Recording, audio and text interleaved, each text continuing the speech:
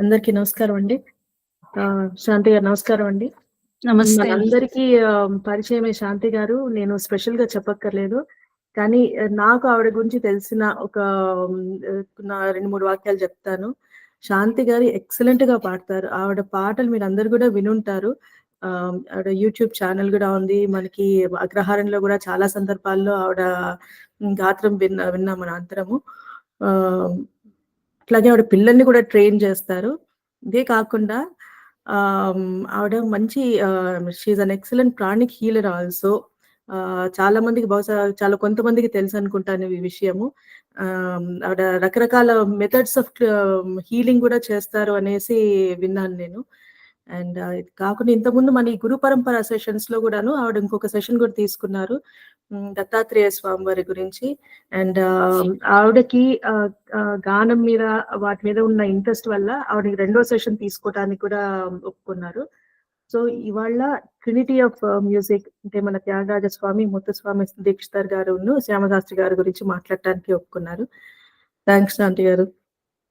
Thank you విజయ గారు. నేను చాలా అదృష్టవంతురాలని అనుకుంటున్నాను. ఎందుకంటే మీరివాళ మాట్లాడమని అడిగింది వాళ్ళు నాద బ్రహ్మలు, నాద ఉపాసన చేసి పరబ్రహ్మంలో కలిసిపోయినటువంటి మహానుభావులు. అలాంటి మహాత్ముల గురించి పలకటము అనేది మహద్భాగ్యంగా భావిస్తున్నాను. ఈ పలకటంలో వచ్చే మంచి చెడులు, తప్పులు అన్నీ గూడా వాళ్ళ పాదాలకే సమర్పిస్తూ నేను వాళ్ళ గురించి మాట్లాడే ప్రయత్నం చేస్తాను. హ్మ్. ఎందరో మహానుభావులు అనుకుంటాం కదా మనం. సో, అటువంటి మహానుభావుల గురించి వాళ్ళ నేను చాలా అంటే చాలా ఆనందంగా ఉంది నాకు మాట్లాడగలగటం. సో, మనం త్యాగరాజస్వామి, ముత్తుస్వామి దీక్షితారు, శ్యామశాస్త్రి గారు ఈ ఆర్డర్‌లో మనం వెళ్దామండి. మనం త్యాగరాజస్వామి వారి గురించి అసలా పేరే అద్భుతం గదా! త్యాగరాజ. తిరువయ్యూరులో త్యాగరాజస్వామి జన్మించారు. 1767 1767లో వైశాఖ మాసంలో షష్ఠి శుక్రవారం నాడు రామబ్రహ్మం, సీతాంబ అనే దంపతులకి, పుణ్య దంపతులకి త్యాగరాజస్వామి వారు జన్మించారు. వారి తాతగారి పేరు గిరిరాజ కవి. ఆయన కూడా కవీశ్వరులట. మనకు వాళ్ళ పేర్లు త్యాగరాజస్వామి వాళ్ళ కీర్తనల్లోనే ఆయన కీర్తనల్లోనే చెప్తూ వచ్చారు. 'గిరిరాజ సుతా తనయ' అని చెప్పేసి ఒక కీర్తనలోనూ ఆయన తాతగారు రామబ్రహ్మం గారని ఇండికేట్ చేశారు. తర్వాత 'సీతమ్మ మాయమ్మ శ్రీరాముడు మాదు తండ్రి' అది రామచంద్రమూర్తి మీద, అమ్మ మీద, సీతాదేవి మీద కీర్తన అయినా కూడా తల్లిదండ్రుల పేర్లు అలా ఆయన సింబాలిక్‌గా చెప్పారు. రామబ్రహ్మం, సీతా అమ్మగారి దంపతుల పేర్లు అని చెప్పేసి పెద్దవాళ్ళు అంటారనమాట. ఇంకో మాట కూడా పెద్దవాళ్ళంటారు, వాల్మీకి మహర్షికి రామాయణం పాడాలనిపిచ్చి త్యాగరాజస్వామిగా జన్మ తీసుకున్నారు అని అంటారన్నమాట. ఫస్ట్ కూడా రామాయణం పాడబడింది గదా! లవకుశలతో. రామాయణం చెప్పబడలేదు. రామాయణం పాడబడింది మొదటిసారయితే. లవకుశులు రామాయణం పాడారు గదా! సో, వాల్మీకి మహర్షి గూడా పాడదాము అనుకోని మన తెలుగు వాళ్ళ భాగ్యం పండి ఆహ్, తెలుగు కవిగా తమిళనాడులో అరవాళ్ళ మధ్య ఉండి తెలుగు పాటలు రాసిన మహానుభావుడిగా మన తెలుగు జాతికి ఇంకా అసలు మహద్భాగ్యం అంతర్జాతీయ ఖ్యాతి తీసుకొచ్చినటువంటి పుణ్యపురుషుడైనటువంటి త్యాగరాజస్వామి వారు. వారి పూర్వీకులు వాళ్ళు అక్కడ ఆంధ్రాలో ఉండేవాళ్ళనమాట. కర్నూలు జిల్లాలో. ములకనాటి బ్రాహ్మణులు అని చెప్పేసి అంటారు. వాళ్ళు అరవ దేశానికి వలస వెళ్ళిపోయారు. పూర్వీకులే వలస వెళ్ళిపోయారు. కానీ వీళ్ళు తెలుగు వాళ్ళే. తిరువయ్యూరులో త్యాగరాజస్వామి వారు ఉండేవారు. తిరువయ్యూరులో త్యాగరాజస్వామి శివుడి పేరు. ఒక శివాలయం ఉంది. నేను రీసెంట్‌గా ఇండియా ట్రిప్‌లో తిరువయ్యూరులో దర్శనం చేసుకున్నాం. చాలా బావుంటుంది కావేరి నది గూడా. తిరువయ్యూరులో ఒక శివాలయం ఉంది. ఆ శివుడి పేరు త్యాగరాజ స్వామి వారు. ఆ శివుడి పేరు త్యాగరాజు అనమాట తిరువయ్యూరులో. వారి పేరు శివుడి పేరు తల్లిదండ్రులు త్యాగరాజస్వామి వారికి పెట్టారట. ఈయనకి పూర్వజులు కొంతమంది ఉన్నారు. జప్పేసుడు ఆయన పెద్దన్నగారు. ఆయన పేరు ఎక్కువ తెలుస్తూ ఉంటుంది. తర్వాత ఆఖరి వారుగా త్యాగరాజస్వామి వారు పూర్తి ఆధ్యాత్మిక చింతనతో జన్మించారనమాట. అయితే త్యాగరాజస్వామి వారి గురించి సొంత మాటల్లో చెప్పేది కాకుండా, వారి మాటల్లోనే ఒక 2 మాటలు చెప్పాలనుకుంటున్నాను నేను. హరిగుణ మణిమయ సరములు గళమున శోభిల్లు భక్త కోటులు. అంటే మనకు పోతన గారేమో భూషణములు చెవులకు బుధ తోషణములు అనేక జన్మ దురితౌఘ విని శోషణములు మంగళతర ఘోషణములు గరుడ గమన గుణభాషణములు అన్నారు గదా! త్యాగరాజ స్వామి వారేమో హరిగుణాలు అనే మాలలు మెడలో వేసుకుని, ఆ మాలలు ధరిస్తూ ఆ ఆనంద పయోధిలో ఉండిపోయి, ఆనందాన్ని, పరమానందాన్ని 10 మందికి పంచినటువంటి మహానుభావులు. వాళ్ళు ఆనంద స్థితిని అందుకోవడం ఒకటైతే, ఆ పరమానందాన్ని పంచటం అందరికీ చేత కాదు గదా! ఆ పంచి, ఆ పరమానందంలో భక్తులందరినీ మామూలు వాళ్ళ దగ్గర నుంచి భాగవతోత్తముల వరకు మునిగి తేలేలాగా చేయగలిగినటువంటి మహానుభావులు త్యాగరాజస్వామి వారు. సో, వారి గురించి వారి జీవిత చరిత్ర గురించి హిస్టారికల్ ఎవిడెన్స్ ప్రత్యేకంగా లేదు.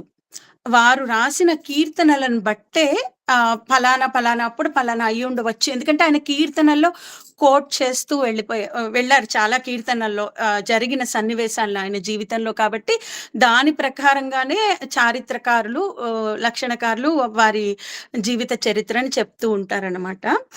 సో, రామకృష్ణ స్వామి అనే ఒక యతీంద్రులు త్యాగరాజస్వామి వారికి చిన్నతనం నుంచి రామచంద్రమూర్తి అంటే చాలా భక్తిట. పోతన భాగవతం విపరీతంగా చదివేవారట. త్యాగరాజస్వామి ఈ మూర్తిత్రయం రీసెంట్ 17th సెంచరీ వాళ్ళు. మనకి చాలా దగ్గర వాళ్ళు. అంటే కాల ప్రమాణంలో, ఆధ్యాత్మికతలో కాదు, కాల ప్రమాణంలో వాళ్ళు మనకి చాలా దగ్గరగా. ఈ మధ్య రామదాసు గారి తర్వాత త్యాగరాజస్వామి వారు. రామదాసు గారే ఈ మధ్య వాళ్ళ నైజాం నవాబులు వచ్చిన ఆ టైం కదా! తర్వాత వీళ్ళు ముగ్గురు సమకాలీకులు అటు ఇటుగా. త్యాగరాజస్వామి, ముత్తుస్వామి దీక్షితార్ అండ్ శ్యామశాస్త్రి గారు ముగ్గురు సమకాలీకులనమాట. ఒక 2 కంపారిటివ్ థింగ్స్. మనకు కృతి, కీర్తన అని 2 టాపిక్స్ వస్తాయి గదా సంగీతంలో. కీర్తన అంటే ఏంటంటే భగవంతుణ్ణి స్తోత్రం ఆసుగా చేసుకుంటూ వెళ్ళిపోతాం. మన ఋగ్వేదంలో రుక్కులు ఎట్లాగా అపౌరుషయంగా వచ్చాయో, అట్లాగే ఇవి మహాత్ములు, మానవులు ఎవరైతే మహోన్నత స్థితి పొందారో వాళ్ళు భగవంతుని దివ్య దర్శనం చేసినప్పుడు ఆసుగా చెప్పిన వాటిని కీర్తనలు అంటారు. కృతులు ఏంటంటే కూర్చబడతాయి. అంటే రాగము, తాళము ఇవన్నీ పెట్టి చూస్తూ ప్యారలల్ గా బ్యాలెన్స్ చేస్తూ కూర్చేదాన్ని కృతి అని చెప్పేసి అంటారనమాట. వీరు ముగ్గురు వ్రాసినవి రాగ తాళ భావాల్ని సమపాకంలో మేళవించి కృతులు రచించారు. వీరివి సాధ్యమైనంత వరకు అన్ని కృతులే అంటారు, కీర్తనలు అనరు. మనకి అన్నమాచార్య కీర్తనలు, రామదాసు కీర్తనలు, అవి కీర్తనలు, ఇవి కృతులు అన్నమాట. వీరు రాసినవి కృతులు. ఇది ఇంకోటి ఏంటంటే ముగ్గురి వాళ్ళ యొక్క సంగీత పరిచయంలో ఎలా ఉంటుందంటే, వాళ్ళ కీర్తనలలో కొద్దిగా త్యాగరాజస్వామి వారివి తేలిగ్గా నేర్చుకోవడానికి అనుకూలంగా ఉంటాయి కూడా. దాన్ని అందుకే ద్రాక్ష పాకం అంటారు. మనకి ద్రాక్ష పండు చాలా ఈజీగా తినటానికి వీలుగా అనువుగా ఉంటుంది కదా! అందుకని దాన్ని ద్రాక్ష పాకం అని చెప్పేసి అంటారు. ముత్తుస్వామి దీక్షితారిది నారికేళ్ల పాకం అంటారు. కొంచెం కొట్టుకొని కొబ్బరికాయ ఓపెన్ చేసి దేనికి అది సపరేట్ చేసుకుని గాని మనం కొబ్బరికాయ తినలేం కదా! ముత్తుస్వామి దీక్షితారి వారిది నారికేళ్ల పాకం అని చెప్పేసి. శ్యామశాస్త్రి గారిది కదళీ ఫల పాకం. అంటే కదళీ ఫలం అరటి పండుని కొంచెం ఒలుచుకొని ఓపెన్ చేసుకొని తినాలన్నమాట. అన్నిటికన్నా తేలికైనది, ఆస్వాద యోగ్యమైనది, అనుభూతి చెందడానికి కొంచెం అందుబాటులో ఉండేది త్యాగరాజస్వామి వారిది ద్రాక్ష ఫలం. కొంచెం గింజను పక్కకి తీస్తే తినేయచ్చు. గింజ తిన్నా కూడా మనకేం ఇబ్బంది ఉండదు కాబట్టి అది ద్రాక్ష ఫలం, ద్రాక్ష పాకం ఎట్లా ఉంటుందో అట్లా ఉంటుంది త్యాగరాజస్వామి వారి యొక్క కీర్తనలు అలా ఉంటాయి అని చెప్పేసి పెద్దవాళ్ళు అంటారనమాట. చిన్నప్పుడు తండ్రి గారు ఈయన పోతన భాగవతం విపరీతంగా చదువుతూ ఉండేవారట. అందులో పారవస్యంలో మునిగిపోతూ ఉంటే ఆ పద్యాలన్నీ కూడా రాగయుక్తంగా పాడుతూ ఉంటే తండ్రి గారు మురిసిపోయి వారిని సొంటి వెంకటరమణయ్య గారు అని చెప్పేసి వారి దగ్గర విద్యాభ్యాసానికి పెట్టారట. సొంటి వెంకటరమణయ్య గారికి దగ్గర త్యాగరాజస్వామి వారు 6 నెలల్లో ఆయనకు వచ్చిన సంగీత విద్య మొత్తం ఈయన అవపోసన పట్టేశారట. 6 నెలల్లో ఆయన నేర్చేసుకున్నారు. సొంటి వెంకటరమణయ్య గారు తంజావూరు ఆస్థాన విద్వాంసులు అనమాట. తర్వాత వైణిక విద్వాంసులు కూడా త్యాగరాజస్వామి వారు చాలా అద్భుతంగా వీణ వాయిస్తారట. ఆయన వైణిక విద్వాంసులు కూడా అన్నమాట. రామకృష్ణానంద శాస్త్రిగా ఒక స్వామీజీ చిన్నప్పుడు భిక్షకొచ్చినప్పుడు ఆహ్, త్యాగరాజ స్వామి వారిని దర్శించి ఆయన ఆధ్యాత్మిక శక్తుల్ని, ఆ ఉపాసనా బలాన్ని చూసి ఆయన చాలా మురిసిపోయి నారదోపాస్తి అనే ఒక మంత్రాన్ని త్యాగరాజస్వామి వారికి ఇచ్చారట. ఇస్తే త్యాగరాజస్వామి వారు ఆ మంత్రాన్ని బాగా ఉపాసన చేసి వారు సిద్ధి పొందారు. సిద్ధి పొంది నారద మహర్షి దర్శనం అయిందని. నారద మహర్షి దర్శనం తర్వాత వారికి స్వరార్ణవం బుక్కు అంటే అందులో సంగీత పరమార్థం అంతా ఉందని చెప్పేసి నారద మహర్షి అనుగ్రహించారని చెప్పేసి చెప్తారు. నారద మహర్షి అనుగ్రహం తర్వాత స్వరార్ణవం బుక్కుని ఆయన బాగా అనుష్ఠానం చేసిన తర్వాత ఇంకా అద్భుతంగా అప్పుడు కూడా కృతులు రచించేవారు. ఇంకా అద్భుతంగా ఆసువుగా ఆ రాగ భావ తాళాలు మేళవించే కృతులన్నీ కూడా ఆసువుగా ఒక వరదలాగా వచ్చేసాయట. స్వరార్ణవం బుక్కు ఆయన నారద మహర్షి చేతుల్లోంచి తీసుకున్న తర్వాత ఒకటంటారు, నారద మహర్షి అనుగ్రహం ఉంటే తప్ప మనం నారద మహర్షిని స్మరించలేము అని చెప్పి పెద్దలంటారు. ఈ రోజు మనందరి మీద నారద మహర్షి అనుగ్రహం చాలా ఉంది కాబట్టే ఇవాళ ఆయన స్మరణ చేసుకోగలుగుతున్నాము. నారద మహర్షి మీద అద్భుతమైన పంచరత్నాలు రాశారు. చాలా మందికి ఘనరాగ పంచరత్నాలు చాలా ఫేమస్ కదా, మనకు తిరువయ్యూరులో పాడతారు. ప్రతిసారి త్యాగరాజ స్వామి వారి జయంతికి తిథికి కూడా మనందరం తిరువయ్యూరులో తిథి రోజు పాడతారు. త్యాగరాజ స్వామి జయంతికి చేసేటప్పుడు కూడా మనందరం పంచరత్నాలు పాడతాము. ఈ నారద పంచరత్నాలు కూడా ఉన్నాయి. నారద మహర్షి మీద ఆయన రాసిన పంచరత్నాలు. నారద మహర్షిని దర్శించానని ఆయనే రాసుకున్నారు. శ్రీనారద మౌని గురురాయ కంటి ఏనాటి తపము గురురాయ, నేను చూశాను మనసారా కోరితి గురురాయ, కనులార కనుగొంటి గురురాయ అని ఆయన రాసుకున్నారంటే నారద మహర్షిని దర్శించాను అని త్యాగరాజస్వామి రాసుకున్నారు. ఆయన కీర్తనల్లో చాలా కీర్తనల్లో రాశారు. అసలు నారద మహర్షి దర్శనం అయింది త్యాగరాజస్వామికి. ఆయన ఎంతో పుణ్యాత్ములు. ఆయన అనుగ్రహంతోనే ఇన్ని కీర్తనలు రాసి మనందరికీ కూడా నారద మహర్షి అనుగ్రహాన్ని వరదలాగా పొంగేలాగా చేశారనమాట. తర్వాత ఇంకా కొన్ని కథలు జపేశుడు ఆయన అన్నగారు కొంచెం ఈర్ష్య చెంది, ఇంకోటి ఏంటంటే ఈయనకి వచ్చినటువంటి సంగీత విద్యని భౌతిక ప్రపంచంలో ధనార్జనకి డబ్బు సంపాదించడానికి ఉపయోగించమని చాలా ప్రెషర్ ఇచ్చేవారట అన్నా వదినలు. కానీ త్యాగరాజస్వామి వారు ఆయన పేరుకి తగ్గట్టుగా దేనికి ఎప్పుడు ఉపయోగించేవారు కాదట.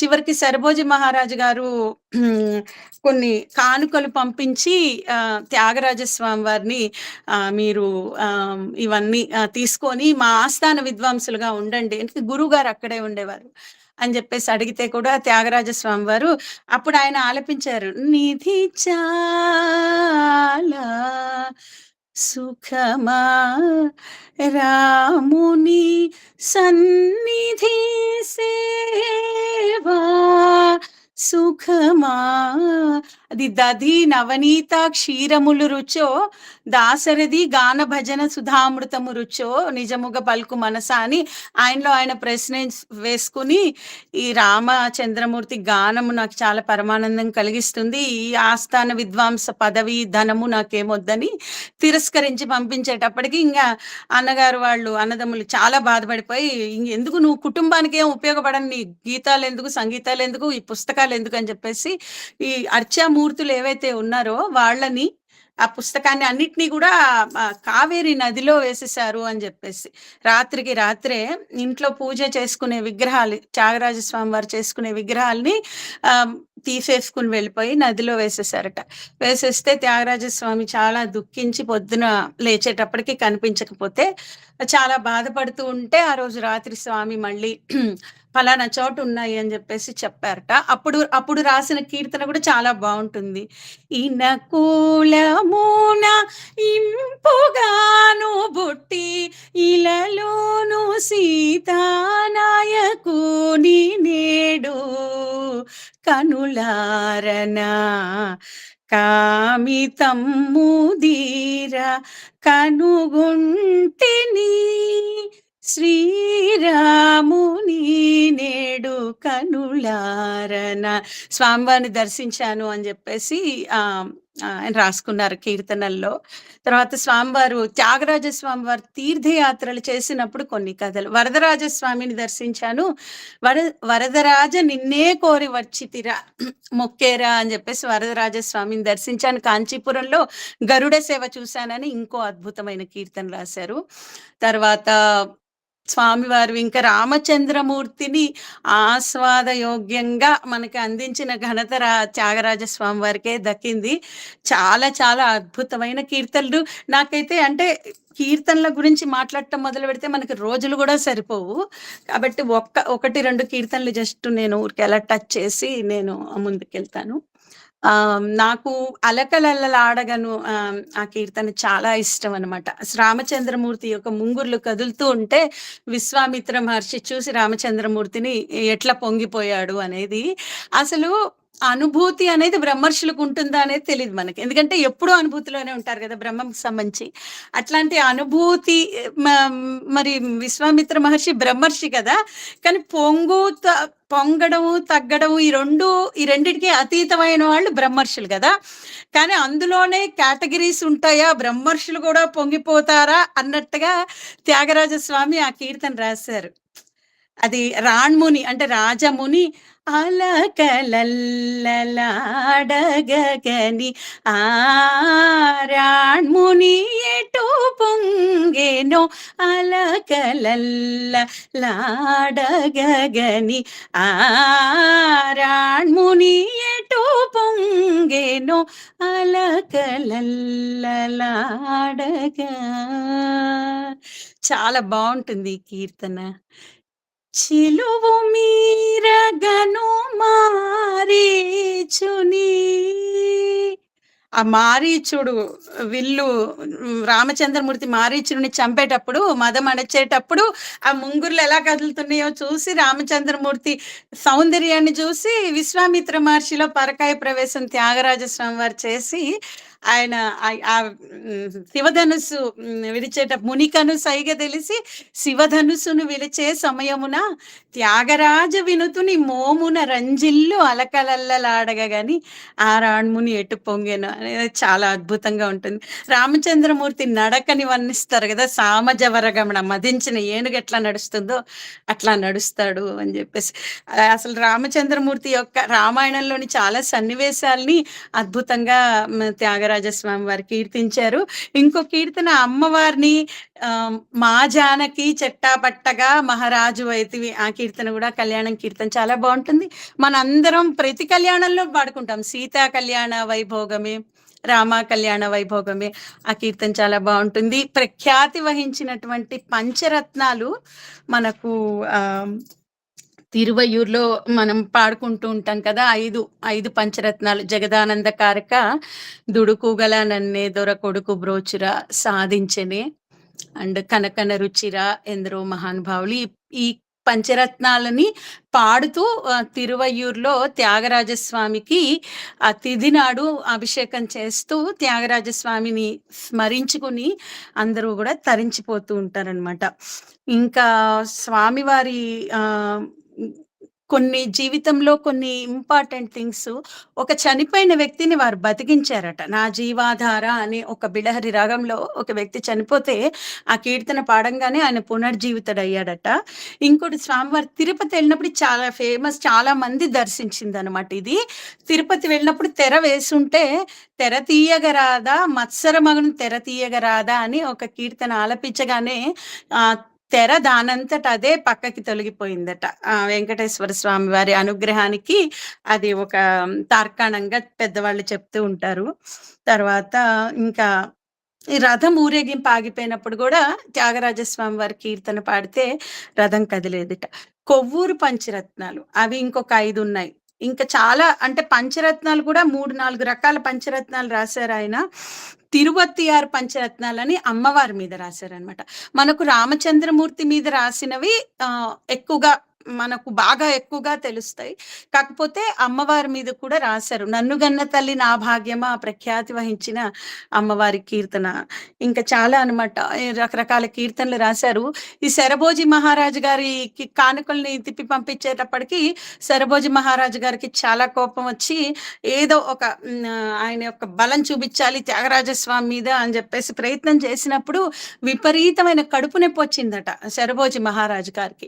దాంతో అది విరమించుకుని అప్పుడు గురువు గారు కూడా డైవర్ట్ చేస్తారనమాట. మీరు కోరుకుంది ఆయన గానాన్ని, ఆయన శరీరాన్ని కాదు కదండి, ఎందుకు ఆయన్ని బలవంతంగా ఇక్కడికి తీసుకొచ్చి మీ పవర్ ఏదో చూపించి అట్లాంటి పనులు చేయొద్దు, అన్నిటికీ అతీతమైన వాడు త్యాగ బ్రహ్మ, అందువల్ల వెళ్ళి ఆయన మీకు గానం వినాలి అనుకుంటే మీరు వెళ్ళి వింటం మంచిది అని చెప్తే ఆ మహారాజు గారు కూడా నిజమే, నాకు కావాల్సింది ఆయన గానము, ఆయన్ని ఇక్కడికి తీసుకొచ్చి నేను ఆయన నా ఈగో ఏదో చూపించి ఆ భాగవతోత్తమని అవమానించడం కరెక్ట్ కాదనుకుని పాదచారిగా వెళ్ళి శరభోజి మహారాజు గారు ఉత్సవాలు జరుగుతున్నప్పుడు త్యాగరాజస్వామి గానాన్ని విని తరించి పులకించిపోయారట.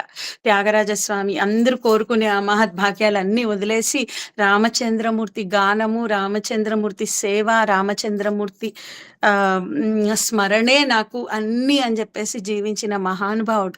ఊంచ వృత్తిలో జీవించారు. ఆయన పాడుకుంటూ వెళ్తూ ఉంటే ఎవరేది ఇస్తే తీసుకోవడమే కానీ ఏది ఆశించటము లేకపోతే దేనికోసమో వెంపర్లాటము అనేదైతే ఆయన చేయలేదు. ఆయన వెంపర్లాడింది ఏదైనా ఉంది అంటే రామచంద్రమూర్తి అనుగ్రహం కోసమే. అది పూర్తిగా ఉన్నా కూడా అప్పుడప్పుడు మనలాంటి వాళ్ళం పాడుకొని తరించడానికి ఇంకా అనుగ్రహం కావాలి స్వామి అంటూ అనగుమోము కనలేని నా జాలి తెలిసి అలాంటి అద్భుతమైన కీర్తనలు రాసి మనందరం ఏ భావంలో ఎలా పాడుకుంటే రామచంద్రమూర్తి పాదాలకి మన భావాలు రీచ్ అవుతాయో మనకి తగ్గట్టుగా కీర్తనలు రాసి అద్భుతంగా వారు మనల్ని అనుగ్రహించారు. ఎందుకంటే అసలు ఆ కీర్తన చాలా బాగుంటుంది. నా చిన్నప్పుడు మేము ఆ పాట వింటే ఏడుపు వస్తుండేది. ఏంటంటే ఖగరాజు నీ ఆనతి విని వేగజనలేదు, ఆ గరుత్మంతుడు అన్నట్ట అబ్బా భూమి చాలా దూరంగా ఉంది, ఇప్పుడు ఏం వెళ్తాము, కష్టం కదా రామా అని చెప్పేసి. గగనానికి ఇలకు బహు దూరంబని నాడో జగమేలే పరమాత్మ ఎవరితో మొరలిడుదు వగచూపకు తాళను నన్నేలు కోర. బాలమురళీ కృష్ణ గారు ఈ కీర్తన చాలా అద్భుతంగా పాడారు. ఆయన అన్ని అద్భుతంగానే పాడతారు. ఇది ఆయన ప్రత్యేకంగా ఉండేది. మా చిన్నప్పుడు బాగా చెప్పుకునేవాళ్ళు అనమాట.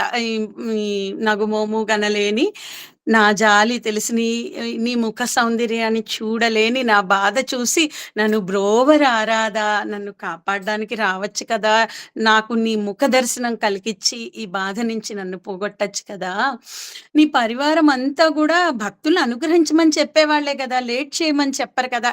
ఇవన్నీ చాలా మామూలుగా భక్తులు భగవంతుణ్ణి ధ్యానిస్తున్నప్పుడు వాళ్ళకు కలిగే మనోభావాల్ని పుస్తకీకరించలేదా ఒక పాట రూపంలో ఒక కవితగా ఇచ్చి దాన్ని మళ్ళీ మళ్ళీ మనం పాడుకునేలాగా మనకి అనుగ్రహించిన మహానుభావులు. అయితే త్యాగరాజస్వామి వారు చిన్నప్పుడు చివరి దశలో సన్యాసం తీసుకున్నారు. తీసుకుని ఒక 10 రోజుల ముందు ఆయనకి హింట్ వచ్చిందట, ఇంకా అయిపోతుంది అంటే ఇక శరీరాన్ని వదిలేసే సమయం అయింది అని. వారు ఆయన భార్య, ఆయనకి 2 భార్యలు, ఒక భార్య చిన్నప్పుడే చనిపోతే ఇంకొక ఆవిడని వివాహం చేసుకుంటారు కమలాంబ అని. ఆవిడ చనిపోయిన తర్వాత రెండో భార్య కూడా వారు సన్యాసం తీసుకున్నారు. తీసుకుని ఆయన 1847 పుష్య చతుర్దశి నాడు సన్యాసం తీసుకున్నారు. ఆ తర్వాత 10 రోజులకి వారు పంచమికి వారు మహాసమాధి చెందారనమాట త్యాగరాజస్వామి వారు. ఆ తిథి రోజే మనందరూ కూడా మన దేశంలో తిరువయ్యూరులో అద్భుతంగా స్వామివారిని స్మరించి చాలా చక్కటి గీతాల్ని గానం చేస్తూ స్మరిస్తూ ఆయన అనుగ్రహాన్ని పొందుతూ ఉంటారు సంగీతకారులందరూ కూడా. అటువంటి త్యాగరాజస్వామి వారిని ఇవాళ స్మరించుకోగలగడం చాలా ఆనందంగా ఉంది నాకు. వారి శిష్యులు వీణ కుప్పయ్యర్, ఆయన చాలా ఫేమస్. తర్వాత సుబ్బరాయ శాస్త్రి గారు.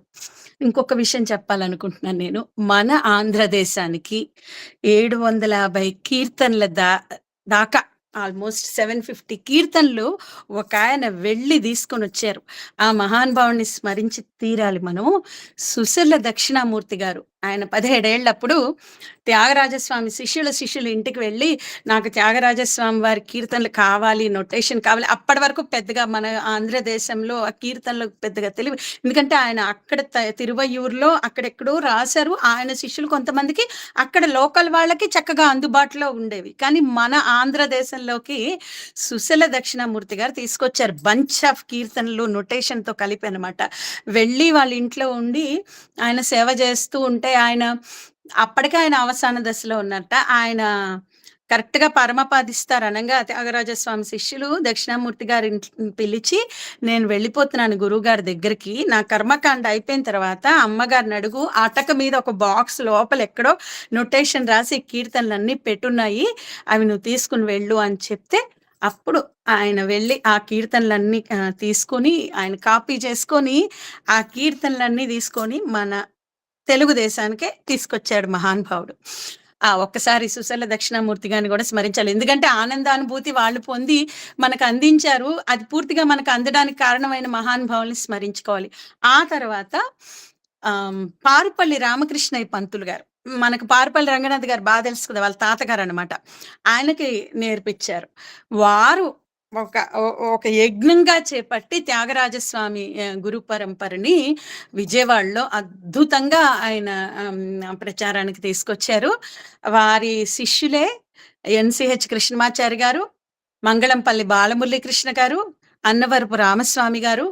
వీరందరూ కూడా అన్నవరపు రామస్వామి గారు, ఎన్‌సీహెచ్ కృష్ణమాచారి వారు వయలినిస్టులు, బాలమురళీ కృష్ణ గారు వోకలిస్ట్. వోకలిస్ట్ ఆయన అన్ని ఇన్‌స్ట్రుమెంట్స్ కూడా పాడగలరు. మేజర్‌గా వోకలిస్ట్ కదా! వీరు ఆ రామకృష్ణయ్య పంతులు గారి యొక్క శిష్య బృందం అంతా కూడా త్యాగరాజస్వామి వారి కీర్తనల్ని మన ఆంధ్రదేశంలో బాగా ప్రాచుర్యం వహించేందుకు నడుం కట్టినటువంటి మహానుభావులనమాట. రామకృష్ణయ్య పంతులు గారు ఎంత ఇదిగా నేర్పించేవారట. ఫీజు తీసుకునేవారు కాదట. శిష్యులు ఇంట్లో ఉంచుకొని వాళ్ళకి భోజనం పెట్టి అకామిడేషన్ ఇచ్చి దగ్గరగా ఉంచుకొని బుజ్జగిస్తూ ఎవరి స్థాయికి తగ్గ కీర్తనలు వాళ్ళకి నేర్పేవారట. అంటే ఒక్కొక్కళ్ళు ఒక్కొక్క స్థాయిలో, ఇప్పుడు బాలమురళీ కృష్ణ గారు లాంటి వాళ్ళు అద్భుతంగా ఏకసంతాగ్రాహిగా ఆయన 7 ఏళ్ళు 8 ఏళ్ళు అప్పుడే పెద్ద పెద్ద కచేరీలు ఇచ్చారు. పూర్వజన్మలోనే మహానుభావుడు గంధర్వ గాయకుడు అయి ఉండొచ్చు. వారు అంత గొప్పగా రిసీవ్ చేసుకునేవాళ్ళు. అంత స్థాయిలో చేసుకోలేకపోయినా మామూలుగా రిసీవ్ చేసుకునే వాళ్ళకు కూడా నెంబర్ ఆఫ్ టైమ్స్ అస్సలు విసుకోకుండా ఎంతో ప్రేమగా చక్కగా రామకృష్ణ పంతులు గారు నేర్పించేవారట.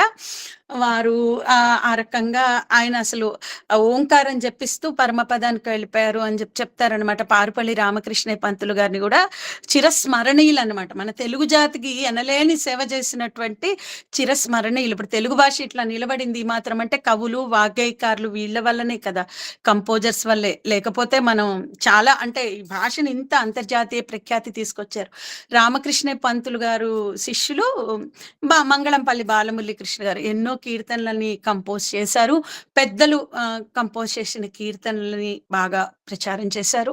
ఈ రకంగా ఇంకా వాళ్ళ శిష్యులుగా అలా అందరము ఎవరి కెపాసిటీకి తగ్గట్టుగా వాళ్ళు త్యాగరాజస్వామి వారి యొక్క కీర్తనలు నేర్చుకుని, ఆ తెలుగు పాటలు నేర్చుకుని మనం తరిస్తూ ఉన్నాము.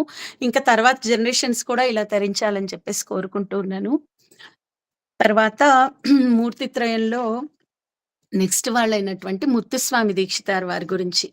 ముత్తుస్వామి దీక్షితార్ వారు వారి స్టాంపు మనం ఇందాక త్యాగరాజస్వామి వారి స్టాంపు ఆయన నామమే ఆయన ముద్రగా పెట్టుకునేవారు. ముత్తుస్వామి దీక్షితార్ వారిది గురు గుహ. ఆయన కీర్తనల్లో ఎక్కడైనా మనం విన్న కీర్తనల్లో గురు గుహ అని ఉంది అంటే అది ముత్తుస్వామి దీక్షితార్ వారి కీర్తన అని చెప్పేసి మనం అనుకోవాలి. ముత్తుస్వామి దీక్షితార్ వారు అటువైపే తిరువారూరులోనే జన్మించారు. ఆయన తండ్రి గారు రామస్వామి దీక్షితులు గారు. ఆయన చాలా గొప్ప సంగీత విద్వాంసులు, వేద పండితులు అన్నమాట. వాళ్లకు 40 ఏళ్ల వరకు సంతానం లేదట. అప్పుడు వాళ్ళు ఆ దంపతులు బాగా వైదీశ్వర స్వామిని, ముత్తుస్వామిని అంటే ముత్తుస్వామి అంటే కుమారస్వామిని బాగా ప్రార్థన చేస్తూ ఉంటే కలలో కుమారస్వామి కనిపించి ఒక ముత్యాల హారం ఇచ్చారట వాళ్ళ తండ్రి గారికి. అప్పుడు ముత్తుస్వామి దీక్షితార్ వారు పుట్టారు. ఆ తర్వాత ఆయనకి ఇంకో ఇద్దరు తమ్ముళ్ళు, ఒక చెల్లెలు కూడా పుట్టారనమాట. అయితే చాలా ముత్తుస్వామి దీక్షితార్ గారికి చిన్నప్పటి నుంచి కూడా ఆధ్యాత్మిక చింతన విపరీతంగా ఉండేదట. అప్పట్లో బాల్య వివాహాలు చేసేవారు గదా! అట్లానే చిన్నప్పుడు ఒక బాలికతో వివాహం చేశారట. ఆయన ఏమి వైవాహిక జీవితం మీద ప్రత్యేకమైన ఆసక్తి చూపించకుండా ఎప్పుడూ ఆధ్యాత్మిక చింతనతోనే ఉంటే, ఇంకో వివాహం చేస్తే ఏమన్నా మార్పొస్తుందేమోనని చెప్పేసి ఇంకొంచెం యుక్త వయసొచ్చాక మళ్ళీ వివాహం చేశారట ఇంకొక ఆవిడతో. అయినా గూడా ఆయన ఆలోచన విధానంలో ఏమీ మార్పు లేదు. ఎప్పుడు భగవత్ చింతనలోనే ఉంటూ ఉండేవారట.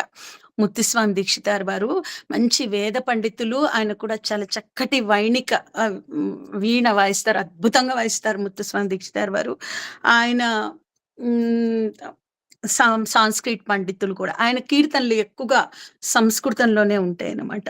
అయితే తండ్రి గారు కూడా చాలా చక్కటి సంగీతం ప్రోగ్రామ్స్ అవి ఇస్తూ ఉండేవారనమాట. మణలి అనే ఊరి జమీందారు గారు వారు విలేజ్‌లో ఉన్నప్పుడు ఆయన యొక్క సంగీత ప్రదర్శన చూసి పులకించిపోయి, మీలాంటి సంగీత విద్వాంసులు మా ఊర్లో ఉంటే బావుంటుందని జెప్పేసి, అక్కడి నుంచి ఆయనని బతిమిలాడి మళలి అనే ఊరికి తీసుకొచ్చుకున్నారట. ఈ కుటుంబం మొత్తాన్ని. ముత్తుస్వామి దీక్షితార్ వారి యొక్క కుటుంబం మొత్తాన్ని అనమాట. వారి తండ్రి గారి గానానికి పులకించి, పరవశించి ఎప్పుడు ఈ గానం నేను వింటూ ఉంటాను. మీ అందరికి సంబంధించిన బాధ్యత నేను తీసుకుంటానని చెప్పేసి జమీందారు గారు తీసుకొనొచ్చారట. వీళ్ళు తండ్రి గారి దగ్గరే చాలా విద్యాభ్యాసం ముత్తుస్వామి దీక్షితార్ వారు, వారి తమ్ముళ్ళు చేశారనమాట. కావ్యము, నాటకము, అలంకారము, వ్యాకరణము ఇవన్నీ కూడా నేర్చుకున్నారు తండ్రి గారి దగ్గర. చక్కటి కీర్తనలు రాస్తూ ఉండేవారు. అయితే ఒకసారి ఏమైందంటే, చిదంబర యోగినాథుడు అనే ఒక మహానుభావుడు. ఆయన సంగీతం తండ్రి గారికి నేర్పించిన మహానుభావుడు. మళ్ళీ వీళ్ళ ఇంటికొస్తారట. ఒకసారి వచ్చినప్పుడు ఈ పిల్లవాడి ముత్తుస్వామి ఈయన దీక్షితార్ వారి యొక్క భగవత్ చింతనని, ఆధ్యాత్మిక ప్రకాశాన్ని గమనించి ఆయన నేను ఈ కుర్రవాడి బాధ్యత నేను తీసుకుంటాను. ఈ పిల్లవాడిని నేను తీసుకెళ్తానని చెప్పేసి ఆయనని అప్పటికే గృహస్థ కదా ముత్తుస్వామి దీక్షితార్ వారు ఇద్దరు భార్యల్ని తీసుకొని కాశీకి తీసుకెళ్లారట. కాశీకి తీసుకెళ్ళి అక్కడ శ్రీ విద్య, షోడశాక్షరి ఇవి ఉపదేశం చేస్తే దీక్షితార్ వారు బాగా సాధన చేసి 5 ఏళ్ల పాటు గురువుగారు ఏ మంత్రాలైతే ఇచ్చారో ఆ మంత్రాలన్నిటిని బాగా సాధన చేసి ఆయన ఉపాసన చేస్తూ ఉన్నారు. ఉపాసన చేస్తుంటే గురువుగారు ఒకసారి పిలిచి, "నీకు మంత్రసిద్ధి అయిపోయింది. చాలా అద్భుతంగా నువ్వు సాధన చేశావు. నువ్వు అనుగ్రహించబడ్డావు" అని చెప్పారట. చెప్తే, "మరి నాకెలా తెలుస్తుంది నాకు మంత్రసిద్ధి కలిగింది" అని అంటే, "నువ్వు ఒక పని చేయి. ఇప్పుడు గంగానది లోపలికి వెళ్ళి కళ్ళు మూసుకొని నీకు బాగా ఇష్టమైంది ఏదో ఇవ్వమని" చెప్పేసి ఇట్లా 2 చేతులు చాచి మోకాళ్ళ లోతు నీళ్లలో నుంచుని ప్రార్థన చెయ్యి. నీకు ఇష్టమైంది నీకు అనుగ్రహించబడుతుంది అని చెప్పేసి చెప్తే, ఇప్పుడు ముత్తుస్వామి దీక్షితార్ వారు నీళ్ల లోపలికి వెళ్ళి ఆ మంత్ర అధిష్టాన దేవతల్ని ప్రార్థన చేసి ఇలా చేతులు చాచి ఆయనకి ఇష్టమైంది ఆయన స్మరించుకొని ఇలా చేతులు చాస్తేనే చేతిలో వీణ ప్రత్యక్షమైందట. అద్భుతమైన వీణ. ఆ వీణ ఇప్పటికీ ఉందిట. అక్కడ చాలా మంది దర్శిస్తూ ఉంటారనమాట. ఆ వీణ అంటే ఆయనకి చాలా ఇష్టమైంది వీణ. అట్లా వీణ వాయిస్తూ ఆయన అమ్మవారి మీద, కుమారస్వామి మీద ఎన్నో కీర్తనలు రాశారు. తిరుత్తణి కొండకి ఆయన ఎక్కుతూ ఉన్నప్పుడు ఒక వృద్ధ బ్రాహ్మణుడు వచ్చేసి, "ఒకసారి నోరు తెరువు, ఒకసారి నోరు తెరువు" అని చెప్పేసి నోట్లో కలకండ అంటే పటిక బెల్లం వేశారట. వేసి తిరిగి పటిక బెల్లం ఇలా కళ్ళు మూసుకొని తెరిచే లోపల నెమలి మీద కుమారస్వామి ఎగిరిపోతూ కనిపించారట. సో, స్కందుడే కుమారస్వామి వచ్చి అట్లా అనుగ్రహించాడు. కుమారస్వామే గురువు. గుహాయ నమః మనకు కుమారస్వామి అష్టోత్తరంలో ముందు పేరు అదే ఉంటుంది గదా! గుహాయ నమః. గురు గుహ అంటే కుమారస్వామే నా గురువు అది ఆ పదాన్నే వారు స్టాంప్‌గా పెట్టుకొని కుమారస్వామి మీద చాలా అద్భుతమైన కీర్తనలు రాశారు. కుమారస్వామి మీద చాలా బావుంటాయి. ముత్తుస్వామి దీక్షితార్ వారు ఒక కుమారస్వామి మీదే కాదు, అమ్మవారి మీద, శివుడి మీద అందరి దేవతల మీద రాశారు. కుమారస్వామి మీద కీర్తనలు నాకు చాలా ఇష్టంగా అనిపిస్తాయనమాట. ప్రణవార్థ తత్వోపదేశేన మణిమంద్రౌషధ ప్రదనిపుణేన సనకాది సన్నుత పరిదేన దినకర శశి తేజ ప్రకాశేన మాణిక్య మకుట కుండల శోభిత మరకత మణిమయ వజ్రాయుధేన నవనందనాదుపాసిత శరవణ మంద్రస్వరూపేణ వరేణ శ్రీ స్వామినాథేన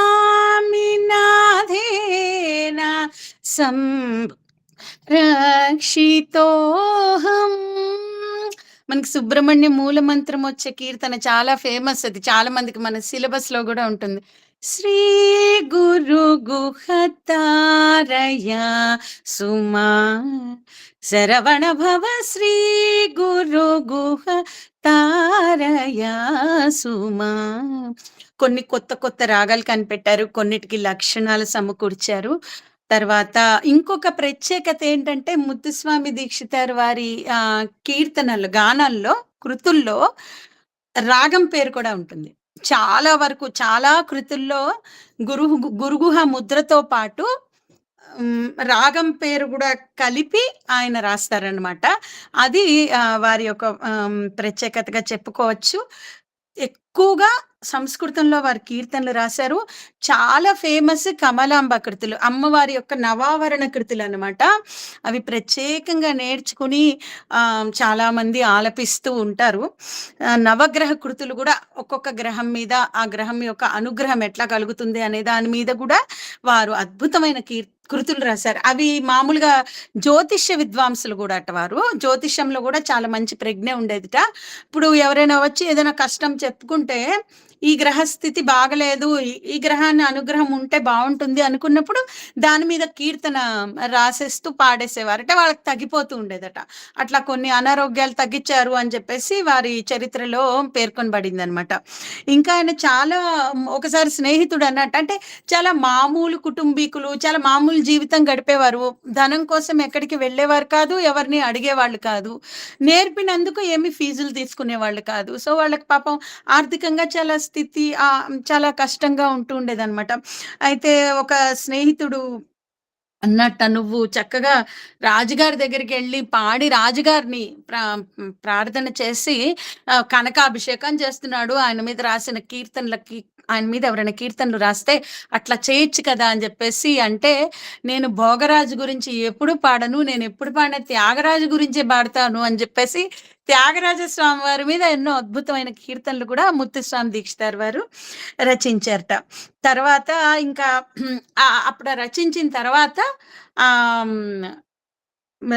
బస్తాలు బస్తాల్లో బియ్యము, ఆయనకి ఆహారానికి అవసరమైనటువంటి తినుబండారాలు అవన్నీ కూడా బండ్ల మీద వచ్చి ఆ కీర్తనలు గానం చేయటం అయిపోయిన తర్వాత వచ్చేట. కమలాంబ కీర్తనలు గానం చేసినప్పుడు కూడా ఆయన ఎవరిని అడగాల్సిన అవసరం లేకుండా అవి వచ్చి ఇంటి ముందు బండ్లతోను సంభారాలన్నీ వచ్చి ఆగేట. అదంతా చూసి ఆయన భార్య, సరే మీరు ప్రొవిజన్సే తీసుకుంటున్నారు, నాకు మంచి నగలు పెట్టుకోవాలని ఉంది.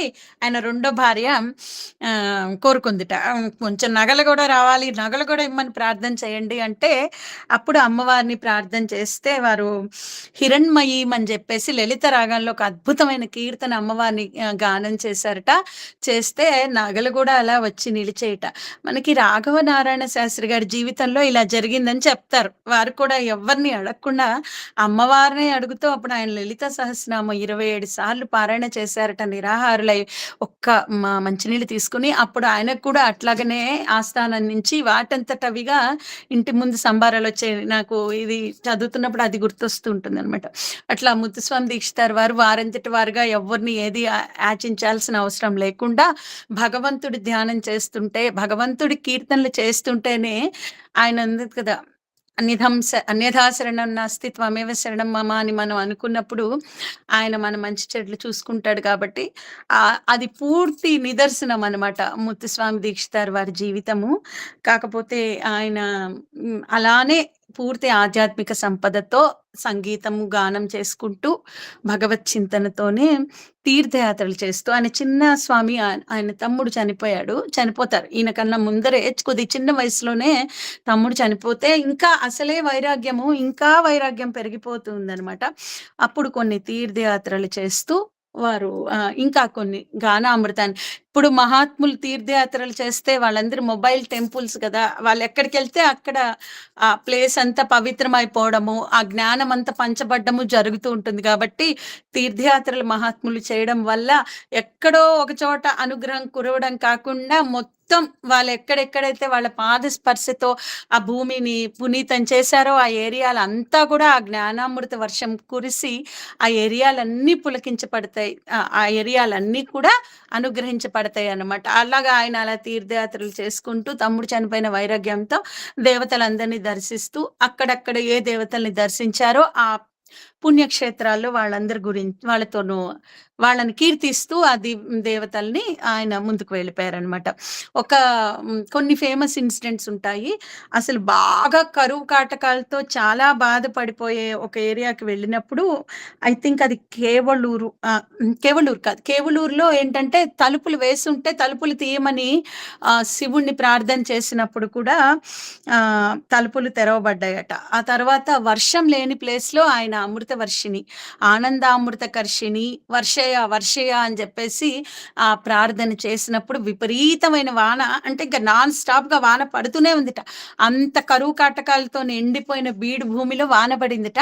ఇక వాన ఆగటలేదుట. ఆగకపోతే మళ్ళీ వారిని ప్రార్థన చేస్తే స్తంభయ అనగానే మళ్ళీ ఆయన వాన కంట్రోల్లోకి వచ్చేసి జనాలందరూ రొటీన్ జీవితంలోకి మళ్ళీ వెళ్ళిపోగలిగారట.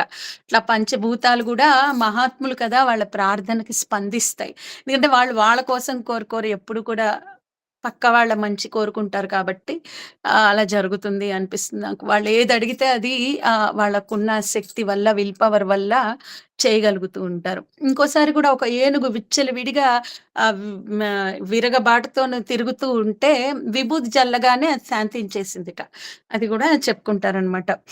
ఇంకా గణపతులు 16 మంది షోడశ గణపతుల మీద ఆయన 16 కృతులు చెప్పారు. అందులోది మొదటిది వాతాపి గణపతింబజే, చాలా ఫేమస్ కీర్తన కదా, వాతాపి గణపతింబజే. అది చాలా బాగుంటుంది. ఇంకా వారి శిష్యులు నేను ఇద్దరు పేర్లు చెప్తాను. వెంకట్రామయ్యార్, తిరుకడయ్యార్. ఆయన తమ్ముళ్ళు కూడా ఆయన శిష్యులై తరించారనమాట. తర్వాత చిన్నస్వామి, బాలస్వామి వాళ్ళిద్దరు, ఇంకా శిష్యులు చాలా మంది ఉండేవారు ముత్తుస్వామి దీక్షితార్ వారికి. ఇంకా చివర్లో ఆయన భార్య పేరు మీనాక్షి. ఆవిడ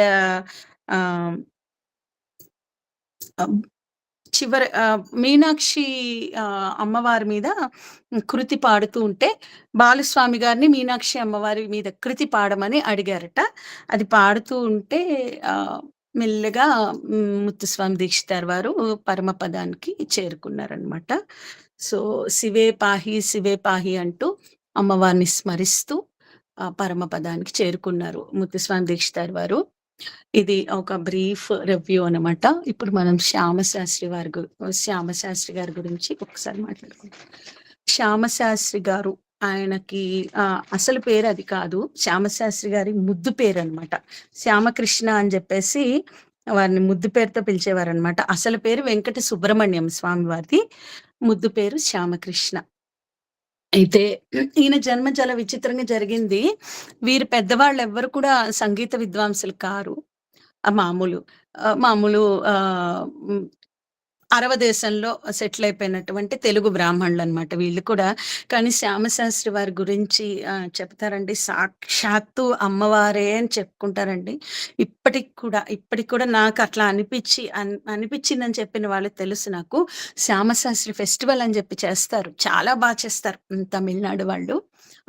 శ్యామశాస్త్రి ఆరాధన కూడా చాలా అంటే మనం శుచిగానే ఆయన కీర్తనలని సాధన చెయ్యాలి. అంటే ఆ శుచిగా అంటే కొన్నిసార్లు మనం నామం అనుకోండి. మనం ఎట్లా ఏ పరిస్థితిలో ఉన్నా నామస్మరణ చేయొచ్చు. ఈ శ్యామశాస్త్రి గారి కృతులన్నీ కూడా లోపలంతా బీజాక్షరాల సమన్వితమై ఉంటాయి. చాలా జాగ్రత్తగా చెయ్యాలి అని చెప్పేసి ఉపాసన చేసేటప్పుడు కృతుల్ని ఒక పెద్ద మంత్రాల్ని, ఒక మంత్ర అధిష్టాన దేవతల్ని మనం ఎట్లా ఉపాసన చేస్తామో అలానే శ్యామశాస్త్రి కృతులు ఉపాసన చెయ్యాలి అని చెప్తారనమాట. సో వాళ్ళు కూడా తిరువారూరు అని తంజావూరు జిల్లాలో అక్కడ ఉండేవారనమాట. వారి జన్మ కూడా విచిత్రంగానే జరిగింది. వాళ్ళ తండ్రి గారు ఆయన పేరు విశ్వనాథయ్యర్. వెంగలక్ష్మి వాళ్ళ అమ్మగారి పేరు. వాళ్ళు ఒక బ్రాహ్మణ సమారాధనకి వెళ్తారనమాట. వెళ్ళినప్పుడు ఆ బ్రాహ్మణ సమారాధన జరుగుతూ ఉంటే అక్కడున్న ఒక బ్రాహ్మణుడికి వెంకటేశ్వర స్వామి ఆవహించి ఇతనికి చాలా గొప్ప భాగవతోత్తముడు పుడతాడు అని చెప్పేసి చెప్పి కాస్త బ్రాహ్మణ సమారాధన చేస్తే బాగుంటుంది శాంతిగా, కనీసం 25 మంది బ్రాహ్మణులకైనా భోజనం పెట్టండి అని చెప్తారట. అప్పుడు ఆయన బ్రాహ్మణ సమారాధన చేసిన తర్వాత శ్యామశాస్త్రి గారు ఆ దంపతులకి, పుణ్య దంపతులకి జన్మిస్తారు. వాళ్ళ పెద్దవాళ్ళు ఎవరికి పెద్దగా తండ్రి గారి వైపు సంగీతం టచ్ లేదుట. మేనమామ గారికి కొంచెం సంగీతం వచ్చుట. అది మాత్రం వారు నేర్చుకున్నారు. సంస్కృతం, ఆంధ్ర నేర్చుకుని ఆయన చిన్నప్పుడు ఆ శాస్త్రాల్లో సాంస్క్రిట్‌లోను, తెలుగులోను కూడా మంచి ప్రావీణ్యత పొందారు. తర్వాత సంగీత స్వామి అనే ఒక మహానుభావుడు భిక్షకొచ్చారట అప్పుడు. వచ్చినప్పుడు అసలు శ్యామశాస్త్రి గారిని చూసి చాలా అద్భుతమైన అనుగ్రహం ఉన్నటువంటి పిల్లవాడు ఇతనికి సంగీతం నేర్చుకుంటే చాలా బాగుంటుంది అని చెప్పేసి సంగీత స్వామి వారు అయతీంద్రులు శ్యామశాస్త్రి గారికి సంగీత విద్యని కటాక్షించారు. అప్పుడు ఆయన విద్య నేర్పడం అయిపోయిన తర్వాత చెప్పారట, తంజావూరు ఆస్థానంలో పచ్చిమిరి అప్పయ్య గారు అని చెప్పేసి ఒక విద్వాంసుడు ఉన్నాడు. సంగీతము ఇది చాలా బాగుంటుంది. పాడడమే కాదు, వినడం కూడా నీకు చాలా అవసరము. నీకు కొత్త కొత్త విషయాలు తెలుస్తాయి. సంగీతం కొంతమంది అట్లా వాళ్ళు పాడుకుంటూ వెళ్ళిపోవడమే కాదు, వింటే కూడా చాలా విషయాలు తెలుస్తాయి. కాబట్టి నువ్వు మంచి సంగీతం వచ్చినటువంటి విద్వాంసుల యొక్క, లక్షణకారుల యొక్క పరిచయాలు పెంచుకుంటూ వాళ్ళతో స్నేహం చేస్తూ ఉండు. వాళ్ళ దగ్గర శిష్యుడిగా మాత్రం ఉండొద్దు అని చెప్పేసి సంగీత స్వామి వారు వెళ్ళిపోయారట. అప్పుడు పచ్చిమిరి అప్పయ్య గారితో శ్యామశాస్త్రి గారు స్నేహం చేశారు కొన్నాళ్ళు. ఇద్దరు కలిసి సంగీత చర్చ చేసుకోవటం, ఇద్దరు కలిసి పాడుకోవటం, అట్లా స్నేహితులు అనమాట. పచ్చిమిరి అప్పయ్య గారు తంజావూరు ఆస్థాన విద్వాంసులు. అయితే ఆయనకి ఎన్నో అనుభవాలు కలిగేవట. శ్యామశాస్త్రి గారి సాన్నిధ్యంలో ఆయన కామాక్షిదేవి కిందే ఫీల్ అయ్యేవారట. పచ్చిమిరమి అప్పయ్య గారు శ్యామశాస్త్రి గారిని అమ్మవారే సాక్షాత్తు, దానికి ఒక ఇది కూడా కథ కూడా చెప్తారు. భోజనం అయిపోయి ఇట్లా సంగీత చర్చ చేసుకుంటూ తాంబూలం చరవణం చేస్తుంటే పొరపాటుగా కొంత తుంపర్లు ఒకసారి పడుతూ ఉంటాయి కదా, అలాగా శ్యామశాస్త్రి గారి నోట్లోంచి అప్పయ్య గారి శాలువా మీద, శరీరం మీద కొన్ని తుంపర్లు నోట్లోంచి పడ్డాయట. పడితే అయ్యయ్యో ఏంటి చాలా అపచారం అయిపోయిందని చెప్పేసి వాటర్తో గుడ్డను తడిపేసి శ్యామశాస్త్రి గారు తుడవబోతున్నారట. తుడబోతే, నీకు తెలియదు ఇది కామాక్షి అమ్మవారివి, అమ్మవారి చర్వణం చేసినటువంటి తాంబూలం తుంపర్లు నా మీద పడ్డాయి. ఇలాంటి మంచి రోజు ఎప్పుడు వస్తుందా, నువ్వు పరిచయమైన రోజు నుంచి నేను ఎదురు చూస్తున్నాను. ఇన్నాళ్ళకి నాకు అనుగ్రహం కలిగింది, దయచేసి వాటిని అలానే ఉంచు. నేను మూకశంకర్ల కథ గుర్తొస్తుంటుంది. అమ్మవారి తాంబూలం, అమ్మవారు ఎందుకంటే తాంబూలం అనేది అంతా అయిపోయిన తర్వాత తీసుకుంటాం కదా, అంటే పూర్ణంగా సాటిస్ఫై అయిపోయినట్టు లెక్క. ఆ దేవతో మనిషో ఎవరైనా కూడా మనం పెళ్లిళ్లలో కూడా ఇన్విటేషన్లు కూడా మదర్పిత చందన తాంబూలాది, ఆ తాంబూలం ఇచ్చాము అంటే మిగిలినవన్నీ ఇచ్చి తాంబూలం చివరిలో ఇస్తాం కదా. పూర్ణత్వానికి ఒకలాంటి ఇండికేషన్, పూర్ణమైన సాటిస్ఫాక్షన్ కదా. అలాంటి తాంబూలం తాలూకు ప్రసాదం నాకు వచ్చింది అంటే అద్భుతం అయిపోయింది, చాలా బాగుంది అని చెప్పేసి ఆయన పులకించి అది అలాగే ఉంచుకున్నారట గుర్తుగా అనమాట. పచ్చిమిరియం అప్పయ్య గారు చెప్పుకుంటూ ఉంటారు. 300 కీర్తనల దాకా రాశారు శ్యామశాస్త్రి గారు. శ్యామశాస్త్రి గారి కీర్తనలు చాలా టఫ్ అండి. అంటే కష్టం అని చెప్పుకుంటారు. టఫెస్ట్ అని చెప్పుకుంటారు. తాళాలు కొంచెం ఆది తాళము, రూపక తాళము ఇట్లాంటి తేలిక తాళాలు ఉండవనమాట. చాపు తాళాలుంటాయి. చాపు తాళాలు ఎప్పుడు కాంప్లికేటెడ్‌గా, మిక్స్‌డ్‌గా ఉంటాయనమాట. అందులో గూడా సాధారణ చాపులు కాకుండా రివర్స్‌లో రాస్తూ ఉంటారట. అంటే చాపుని రివర్స్ అంటే మనకు మామూలు సాధారణ చాపు 3, 4 ఉంటే అది 4, 4, 3 రివర్స్ విలోమ చాపు. అట్లా అనమాట. రకరకాల కాంబినేషన్స్‌లో తాళాల మీద చాలా అద్భుతమైన ప్రయోగాలు చేశారు. అద్భుతంగా తాళాలు వారు రచించారనమాట. అద్భుతమైన తాళాలతో కాంబినేషన్స్‌తో రాసేవారనమాట. తర్వాత స్థాపిత తాళాలు అంటే ఒక కీర్తనని మనం లేదా ఒక స్వరజతి లేదా ఒక వర్ణం ఒక తాళంలో రాస్తాం కదా! రాసిన తర్వాత ఇంకొక కష్టమైన తాళానికి ఏదో మామూలు తేలికగా ఉండే అలవోకగా వేసే బీట్ లాంటి తాళాలు కాకుండా చాలా కాంప్లికేటెడ్ మ్యాథమెటిక్స్ ఇన్వాల్వ్ అయినటువంటి తాళాలు ఇంకో తాళానికి కూడా వీరు రాసింది అనువుగా ఉంటుంది. అంటే వీరు ఒక కంపోజిషన్ రాస్తే, ఒక కృతి రాస్తే, ఒక కృతిని కూరిస్తే 2, 3 తాళాలకి అనువుగా ఉంటుందిట. అవి కూడా అన్ని మిశ్ర చాపు తాళాలు, విలోమ చాపు తాళాలు అట్లా రకరకాలుగా ఉంటాయన్నమాట. తాళాల మీద చాలా అద్భుతమైనటువంటి పరిజ్ఞానం కలిగి, ఆ పరిజ్ఞానాన్ని మనందరికీ పంచి మనందరినీ తరింపచేశారు శ్యామశాస్త్రి గారు. అట్లానే బీజాక్షరాలు ఇన్వాల్వ్ అయినటువంటి కీర్తనలు రాశారు. అమ్మవారి యొక్క బీజాక్షరాలు అంతర్గతంగా నిమిళీకృతమై ఉంటాయి శ్యామశాస్త్రి కీర్తనల్లో అని చెప్పేసి అంటారనమాట. శ్యామశాస్త్రి గారి కీర్తనల్ని కదళీఫల పాకం అంటే కొంచెం ఒలుచుకొని కొద్దిగా ఓపికగా జాగ్రత్తగా ఎక్స్ట్రాక్ట్ తీసుకొని తినాలని చెప్పేసి ఒక ఇండికేషన్‌గా చెప్తూ ఉంటారనమాట. కొన్ని సంఘటనలు ఉన్నాయి. ఇంక స్వరజతులు బాగా ఫేమస్ అండి. కొంచెం సంగీతం నేర్చుకునే వాళ్ళకి కామాక్షి స్వరజతి ఇవి తెలుస్తాయి. ఆ స్వరజతులు 3, 4 మంచి ఫేమస్ స్వరజతులున్నాయి శ్యామశాస్త్రి గారివి. అవి కూడా తాళాలు టఫ్ ఉంటాయి. శ్యామశాస్త్రి గారి కీర్తనల్లో కొంచెం తాళాలు అంటే సంగీతంలో కూడా లెవెల్స్ ఉంటాయి కదా! కొంచెం నేర్చుకుని కొద్దిగా కొంచెం అడ్వాన్స్ స్టేజ్‌కెళ్ళిన వాళ్ళు ఎక్కువగా శ్యామశాస్త్రి కీర్తనలు నేర్చుకుంటారనమాట. కొద్దిగా కష్టంగా ఉంటాయి తాళాలు. అది తర్వాత ఈ కామాక్షి స్వరజతిలో అయితే ఒక్కొక్క చరణము సప్తస్వరాల్లోని ఒక్కొక్క అక్షరంతో స్టార్ట్ చేశారు. ప్రతి కీర్తనలో కూడా సాధ్యమైన వరకు వారి కీర్తనలు 2, 3 తాళాలకు అనువుగా ఉంటాయి. క్లిష్టమైన తాళాలకి అని చెప్పి చెప్తారనమాట. తర్వాత అమ్మవారి మీద నవరత్నాలు మాలికలు రిలేటెడ్‌గా కొన్ని కీర్తనలు రాశారు. అన్నీ దొరకట్ల మనకు 6, 7 దొరుకుతున్నాయి.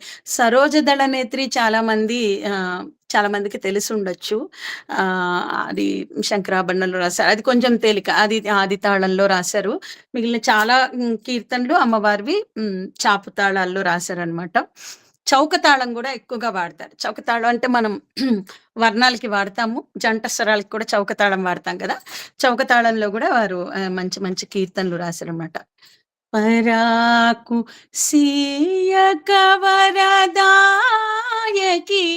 నీవలే దైవము లోకములో కలదా. పరాకు సీయక వరదాయకి నీవలే దైవము లోకములో కలదా. అతి భారమా నను బ్రోవు తల్లి దయాలవాల తాళజాలని సరోజదళనేత్రి హిమగిరి పుత్రీ నీ పదాంబుజములే సదా నమ్మ శుభమిమ్మ. శ్రీ మీనాక్షమ్మ సదా నమ్మ శుభమిమ్మ. సామగాన వినోదిని గుణధామ శ్యామా కృష్ణనుతే. సామగాన వినోదిని గుణధామ శ్యామా కృష్ణనుతి సుఖ శ్యామలా దేవి నీవే గతిరతి సుఖ శ్యామలా దేవి నీవే గతిరతి కామ కావ్యద కావవే అంబ సరోజదళ నేత్రి హీమగిరి పుత్రీ నీ పదాంబుజములే సదా నమ్మినానమ్మా శుభమిమ్మా శ్రీ మీనాక్షమ్మా సదా నమ్మినానమ్మా శుభమిమ్మా. మీనాక్షి దేవి ఆయన అర్చకులు, ఆలయానికి శ్యామశాస్త్రి గారు అర్చకులుగా పనిచేసేవారు. తరతరాలుగా వారికి అర్చకత్వం ఉండేదన్నమాట. శ్యామలాదేవి అంటే శ్యామలాదేవి మీనాక్షి దేవి కదా ఆవిడ మాతంగి దేవి అమ్మవారు. శ్యామలాదేవి మీదే చాలా కీర్తనలు రాశారు. కామాక్షి అమ్మవారి మీద రాశారు. అమ్మవారి మీద చాలా బ్రహ్మాండమైన కీర్తనలు రాసేవారు. 2 చిన్న చిన్న సన్నివేశాలు తొందరగా చెప్పడానికి ట్రై చేస్తాను. భూలోక చాప చుట్టి బొబ్బిలి కేశవయ్య గారని ఒక లక్షణకారులు ఉండేవారు అప్పట్లో. త్యాగరాజస్వామి శ్యామశాస్త్రి గారు చాలా మంచి స్నేహితులట, దగ్గరలోనే ఉండేవారు. ఇద్దరు మంచి సంగీత విద్వాంసులు, ఇద్దరు చాలా మంచి స్నేహితులు అని చెప్పుకుంటారు. ఈ బొబ్బిలి కేశవయ్య గారికి ఏంటంటే ఆయన అన్ని భూలోక చాప చుట్టి అంటే ప్రతి చోటకి వెళ్ళేసి జయపత్రం అడుగుతూ ఉంటారు. అప్పట్లో అలా ఉండే, నాకన్నా గొప్ప వాళ్ళు లేరు అని ఆ రాజుగారో ఎవరో వాళ్ళకు జయపత్రం ఇవ్వాలన్నమాట. అట్లా ఆయన వెళ్ళేసి రాజుగారి దగ్గరికి వెళ్ళి నాకు జయపత్రం ఇవ్వండి, నాకన్నా గొప్ప సంగీత విద్వాంసులు లేరు, తాళాలు పాడేవాళ్ళు అసలు లేరు అని చెప్పేసి ఆయన గట్టిగా ఛాలెంజ్ చేస్తే ఒకే ఒకసారి శ్యామశాస్త్రి గారిని అప్పుడు చుట్టుపక్కల జనాలు తెలిసిన వాళ్ళందరూ కూడా బతిమలాడట.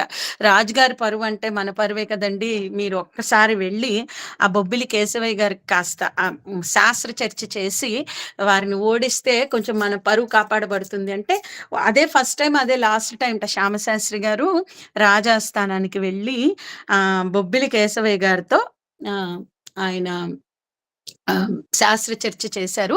శాస్త్ర చర్చే తగలేదట. ఇద్దరు పోటాపోటీగా శాస్త్ర చర్చ చేసుకుంటూ పోయారట. అలా చేసుకుంటూ పోతే ఇంకా అది అప్పటికీ తగ్గకపోయేటప్పటికి సరే కేశవయ్య గారు ఏంటంటే సింహనందిని అనే రాగంలో ఒక మంచి కీర్తన పాడారట. పాడితే శాస్త్రి గారికి తాళాలని రకరకాలుగా మార్చి డిఫరెంట్ తాళాలతో కూర్చి పాడగలిగే ప్రత్యేకమైన ప్రజ్ఞ ఉండేదనమాట. సో ఆయన అదే కీర్తన శరభనందన అనే రాగంలో తాళం మార్చి మళ్ళీ పాడారట. పాడి కేశవయ్య గారిని పాడమంటే ఆయనకు జాతకాలేదు. ఆయనకు ఒకటి స్టీరియో టైప్ లో చేయడమే వర్కే వచ్చింది, ఆయన అదే చేయగలిగారు.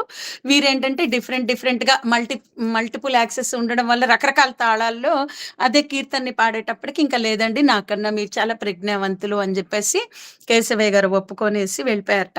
అది ఒక ఇన్సిడెంట్, చాలా అంటే హిస్టరీలో సేవ్ చేయబడిన ఇన్సిడెంట్ అనమాట. ఇంకా జ్యోతిష్కంలో కూడా చాలా మంచి పండితులు శ్యామశాస్త్రి గారు అని చెప్తారు. ఇంకా శిష్యులైతే ప్రత్యేకంగా శ్యామశాస్త్రి గారికి చాలా తక్కువ అండి. ఆయన అర్చకులు, ఆలయంలో అర్చకులు, అమ్మవారి మీద అలా కీర్తనలు అలా రాస్తూ ఉండేవారు. తెలిసిన వాళ్ళు రాసుకున్నవి నోటేషన్లో పాడుతూ ఉండేవారు. వాడి పిల్లలు ఆయన యొక్క శిష్యులు. పెద్ద అబ్బాయి పేరు సుబ్బరాయ శాస్త్రి. ఆయన శ్యామశాస్త్రి గారి దగ్గర నేర్చుకున్నారు. త్యాగరాజస్వామి వారి దగ్గర కూడా వెళ్ళి ఆయన దగ్గర కూడా విద్య నేర్చుకున్నారట పెద్ద కుమారుడు. రెండో కుమారుడు పంచుశాస్త్రి, అతను అర్చకత్వం తీసుకున్నారట తండ్రి గారి దగ్గర.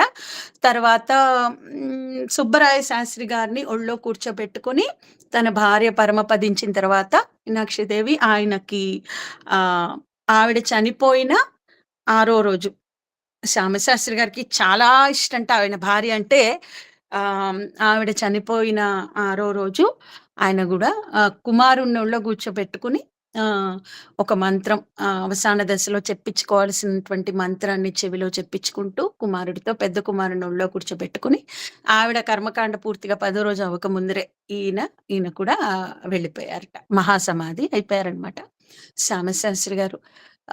వారు కూడా చాలా అద్భుతమైన కీర్తనలని మనకు అందించారు అమ్మవారి మీద.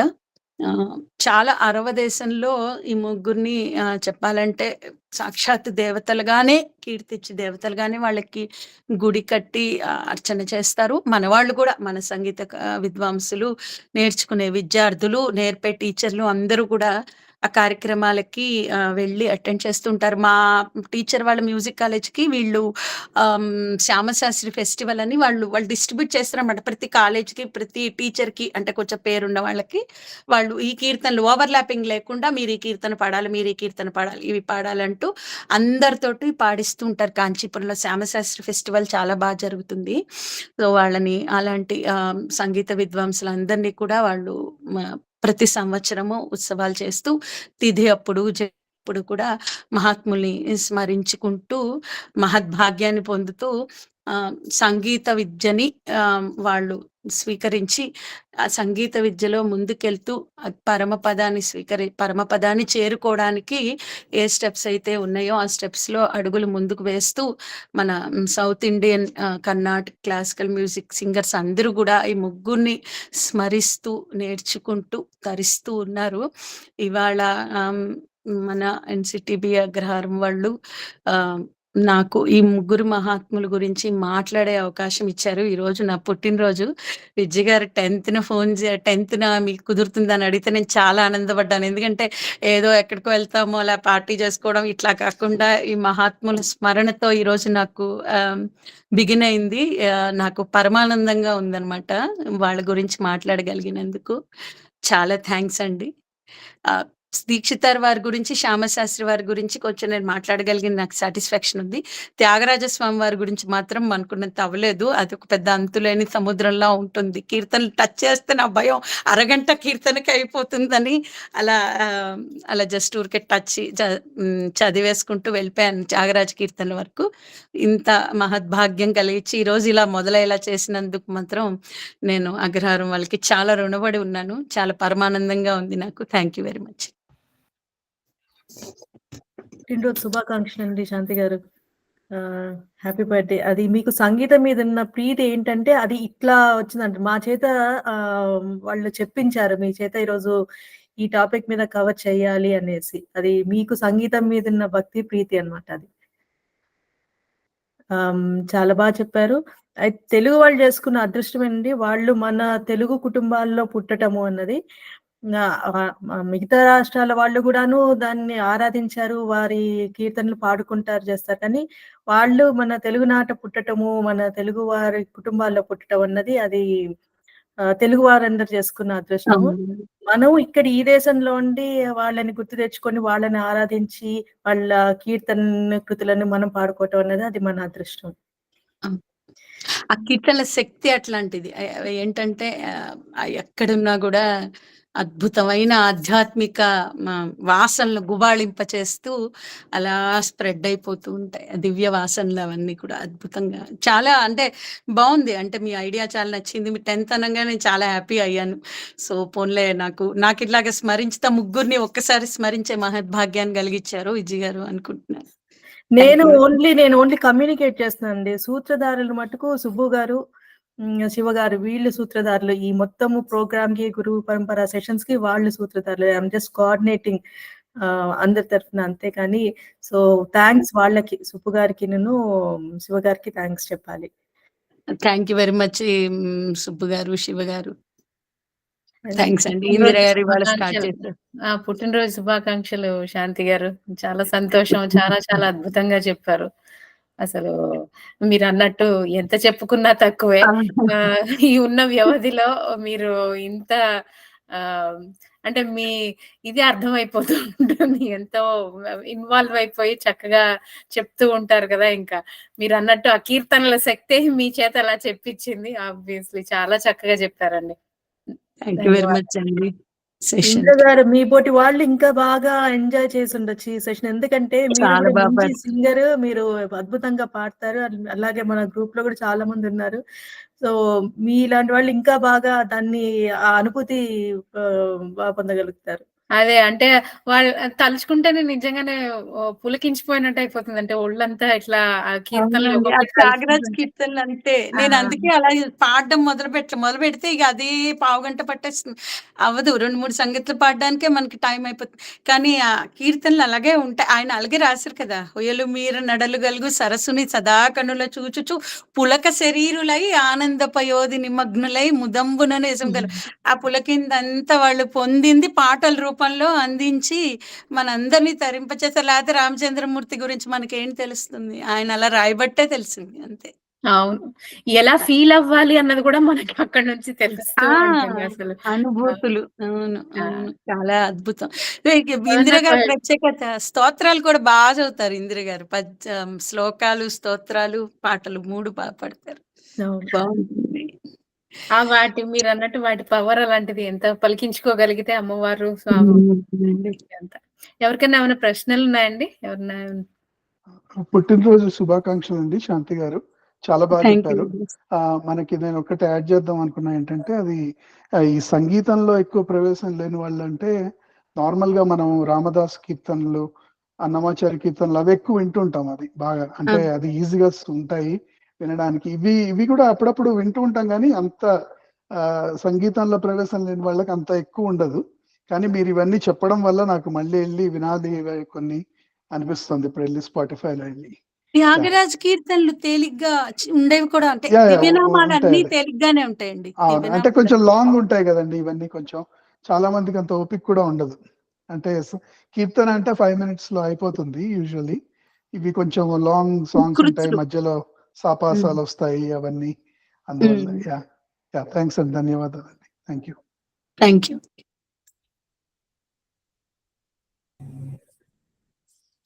ఇంకేమన్నా కామెంట్స్ ఆర్ క్వెషన్స్ ఏమన్నా ఉన్నాయండి? పుట్టినరోజు శాంతి శుభాకాంక్షలు గారు. శాంతి గారు. థాంక్ యూ వెరీ మచ్ అండి. నమస్తే అండి. నా పేరు Pushyami. Thank you so much for telling all this. అసలు చాలా ఎంజాయ్ చేశాను నేనైతే. నేను ఎప్పుడు పాటలు పాడుకుంటూ ఉంటాను గానీ, ఇంత డెప్త్‌గా నాకెప్పుడూ తెలీదు. ఇప్పుడు తెలుసుకున్నాక శ్యామ్ శాస్త్రి గారి కీర్తనలు చాలా క్రిటికల్‌గా ఉంటాయి అని తెలుసు కానీ, బట్ ఎందుకు అనేది నాకెప్పుడూ తెలీదు. ఆహ్, చాలా భయపడి భయపడేదాన్నమాట ఎప్పుడూని. శ్యామ్ శాస్త్రి గారు నేర్చుకుంటావా అంటే, వద్దులేండి టీచర్ తర్వాత నేర్చుకుంటాను అని తప్పిచ్చేసేదాన్నిమాట. ఇప్పుడు అనిపిస్తోంది నేర్చుకొని ఉండాల్సిందేమో అప్పట్లోని అని. వాళ్ళకొక దండం పెట్టుకొని నేర్చుకోవడమేనండి. వాళ్ళ అనుగ్రహం ఉంటే మనం నేర్చుకోకుండా ఏది ఆపలేదు. వాళ్ళ అనుగ్రహం లేకపోతే మనం ఎంత వెంపర్లాడినా నేర్చుకోలేం. వాళ్ళకొకసారి నమస్కారం పెట్టుకొని శ్యామలాదేవి కొని మొదలుపెడితే ఆయన ఆయన పేరులోనే శ్యామలాదేవి గూడా ఉంది గదా! అవునండి. ఆవిడ సంగీత మాతృక అంటారు గదా! అమ్మవారిని. అవునవును. ఆయన అవును. ఎక్కువగా రాశారు. శ్యామలాదేవి మీద మంచి మంచి కీర్తనలు మధుర మీనాక్షి కూడా శ్యామలాదేవే. అమ్మవారు ఏడో ఆవరణలో ఉంటుంది కదా! నవావరణ కీర్తనలు అవునండి. స్వామి ముత్తుస్వామి దీక్షితారు వారివి కూడా బావుంటాయి.